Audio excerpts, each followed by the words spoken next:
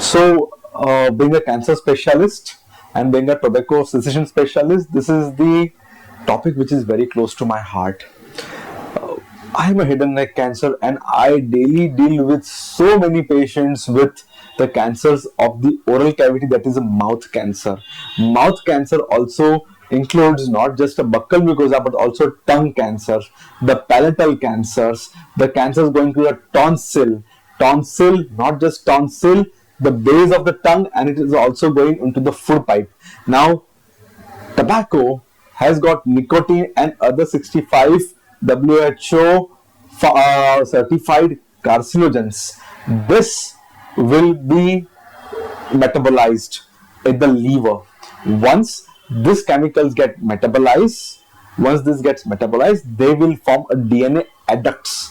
In the DNA adducts are nothing but altered chemicals which go and bind to the cell. Once they bind to the cell, they bind to the genes of the cell, and once they bind to the genes of the cells, it will lead to what we call as a mutation. That is, the gene will not work what it has to work. It will not produce proteins which it has to produce to live a daily life. This will lead to altered cell cycle. A cell goes through a cycle from its birth to the senescence, from cell birth to cell death. That is going to get, so it will not undergo cell death. It will just keep on multiplying, and once it keeps on multiplying, it will lead to uncontrolled altered cell growth. That is what we call as a cancer.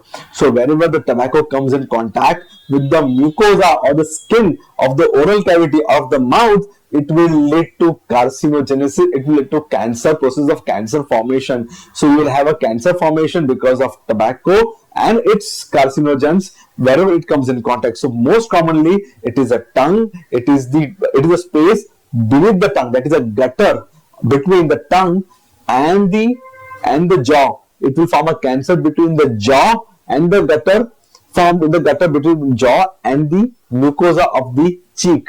That is the skin of the inside of the cheek. So you will have cancers not only for the buccal mucosa, tongue, the floor of mouth. People have a habit of doing a chutta smoking. That is, they reverse the butt of the cigarette, and that comes in contact with the palate, leading to irritation of the palate, and that leads to a cancer. So tobacco is very strongly linked with the cancers of the oral cavity. In fact, 90 to 95% of the patients who come with the cancers of the mouth have the history of tobacco intake, and that not only for 1 or 2 years but for many years to come. So the chronic exposure of the tobacco inside the mouth can lead to cancers. Not only is it restricted to the mouth, but it is also leads to a smoke can also affect a tonsil, leading to tonsillar cancers. It will also affect the food pipe, or it will also affect the airway, leading to laryngeal cancers, lung cancers, or even esophageal cancers. Thank you so much. So I would like to reiterate, tobacco is a knife which cuts the life. Thank you so much.